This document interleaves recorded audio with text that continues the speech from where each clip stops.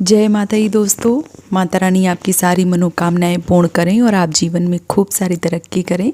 इसी के साथ आज का जो वीडियो है वो मैं शुरू कर रही हूँ। दोस्तों आज के वीडियो में मैं बात करने वाली हूँ पुरानी पुस्तकों के बारे में। बहुत सारी पुस्तकें या बहुत सारी किताबें जो हैं वो घर में इकट्ठा हो जाती हैं, बच्चे पढ़ते जाते हैं, आगे क्लास में बढ़ते जाते हैं, किताबें इकट्ठा होती जाती हैं और ऐसे में हमें समझ में नहीं आता है कि हमें उन पुरानी किताबों का क्या करना चाहिए।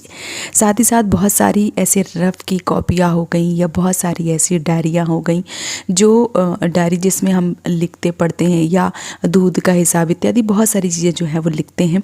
उन सारी चीज़ों का हमें क्या करना चाहिए, किस प्रकार से उनका उपयोग जो है वो हमें करना चाहिए, पुरानी पुस्तकों को हमें बेचना चाहिए नहीं बेचना चाहिए, आज के वीडियो में संपूर्ण जानकारी जो है वो देने वाली हूँ। तो चलिए शुरू करते हैं आज का वीडियो।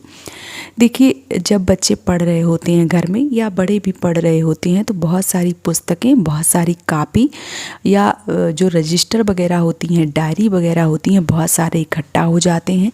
तो आपको क्या करना चाहिए, जो किताबें हैं, जैसे मान लीजिए बच्चा 1 में पढ़ रहा है, बच्चा 2 में पढ़ रहा है या 3 में पढ़ रहा है, तो जैसे वो आगे बढ़ता जाए जो पुरानी पुस्तकें हैं या पुरानी जो भी किताबें हैं जो किसी के काम में आ सकती हैं आप उनको दे सकते हैं। अगर आपकी कोई नज़र में है तो आप उनको दे सकते हैं। कई बार बहुत सारे लोगों को लगता है कि सामने वाला पता नहीं कैसे रिएक्ट करेगा, वो लेगा या नहीं लेगा, तो ऐसे में जो भी पुरानी किताबें हैं वो आप डोनेट कर सकते हैं।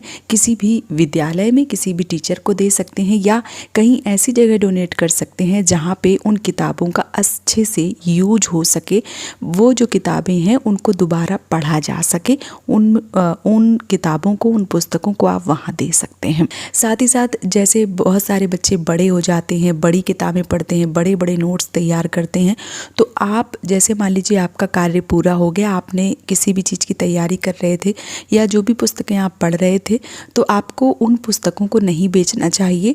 जैसे कि मैंने बताया है कि आप उन पुस्तकों को किसी भी ज़रूरतमंद व्यक्ति को दे सकते हैं, कहीं भी आप डोनेट कर सकते हैं, किसी भी अध्यापक को दे सकते हैं। लेकिन जो जैसे रद्दी की कॉपियाँ हो गई, रजिस्टर हो गए, बहुत सारी ऐसी डायरी जिसमें हम घर के सामान इत्यादि, जैसे हमने क्या खरीदा, क्या सामान जो है वो अभी आगे ज़रूरत पड़ने वाली है, बहुत सारे ऐसे हिसाब किताब रखते हैं। तो ऐसे जो भी कापियाँ हैं, ऐसे जो भी रजिस्टर हैं, ऐसी जो भी डायरी है वो आप बेच दीजिए, क्योंकि घर में पड़ी रहेंगी, चूहा काटेंगे या बहुत बार आप भर भर के रखेंगे, फिर क्या होगा, वो कभी गीली हो जाएंगी, पानी इत्यादि बरस जाएगा तो फिर वो किसी के काम में नहीं आएंगी। ऐसे क्या होता है, जो पुरानी किताबें होती हैं या कापियाँ होती हैं वो दोबारा बेचने के बाद दोबारा से उनका यूज़ किया जाता है, दोबारा फिर से कापी जो है वो बनती हैं। तो जो आपके किसी के काम आ सकते हैं किताबें, वो किसी को डोनेट कर दे। जो कापी जिसमें कुछ भी मान ली लिख लेते हैं आप, घर का हिसाब किताब या रफ़ वगैरह बनाते हैं, वो आप बेच दें ताकि दूसरी जो कापियाँ हैं या दूसरी जो रजिस्टर हैं वो बन पाए।